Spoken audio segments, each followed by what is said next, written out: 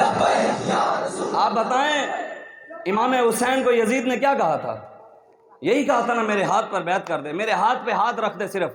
کیا یزید کے سر پر امامہ نہیں تھا؟ یزید جمعے کے خطبے نہیں دیتا تھا؟ ان حکمرانوں سے کیا آج کل کے 2 نمبر مولویوں پیروں سے اس کو قرآن بھی زیادہ آتا تھا، حدیث بھی آتی تھی، لیکن دین کا غدار تھا، زانی تھا، مسجدوں کو بے حرمتیاں کرتا تھا۔ لیکن امام حسین کو کہا کہ میرے ہاتھ میں ہاتھ دے، تو آپ نے دیا ہاتھ۔ امام حسین نے کربلا میں جا کے سبیل چلائی تھی، ایسے ہوا تھا۔ امام حسین نے کربلا میں جا کے حلوے کی دیگ بانٹی تھی۔ امام حسین نے کربلا میں جا کے چاولوں کی دیگ بانٹی تھی۔ امام حسین نے جا کر اس کے ہاتھ پر بیعت کر دی تھی۔ سر داد نادار دست در دست یزید حقا کے بنا الہ الہ ہست حسین۔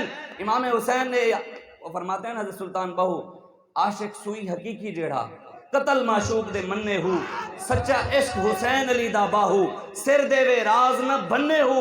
حسینی ہے ہی وہی جو سر دے دے لیکن پیچھے نہ ہٹے۔ آج سارے ہیں حسینی لیکن چاپلوسی ہیں عمران کی، سارے کہیں اپنے آپ کو حسینی اور چاپلوسی ہیں نواز کی، سارے کہیں اپنے آپ کو حسینی اور چاپلوسی ہیں زرداری کی۔ ہم کسی کے کانے نہیں، ہم کسی کے غلام نہیں، نہ کسی ایم این اے کے غلام ہیں، نہ ہی کسی ایم پی اے کے غلام ہیں، نہ ہی ہم کسی چیئرمین کے غلام ہیں، نہ ہی کسی کونسلر کے غلام ہیں، ہم رسول اللہ کے غلام ہیں۔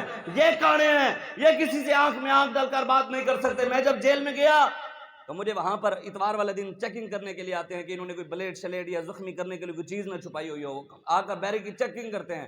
چیکنگ کرنے کے لیے آیا تو ایک ایلیٹ فورس کا جوان کہتا ہوں مولوی سر نیواں کر لیندے، سر جھکا لیتے تو آج آپ کو یہ وقت نہ دیکھنا پڑتا۔ میں نے کہا نہ سر جھکا کے جیے نہ منہ چھپا کے جیے، ستمگر کی نظروں سے نظریں ملا کے جیے، 2 دن کم جیے تو اس میں حیرت کیا، ہم ان کے ساتھ جیے جو سر اٹھا کے جیے۔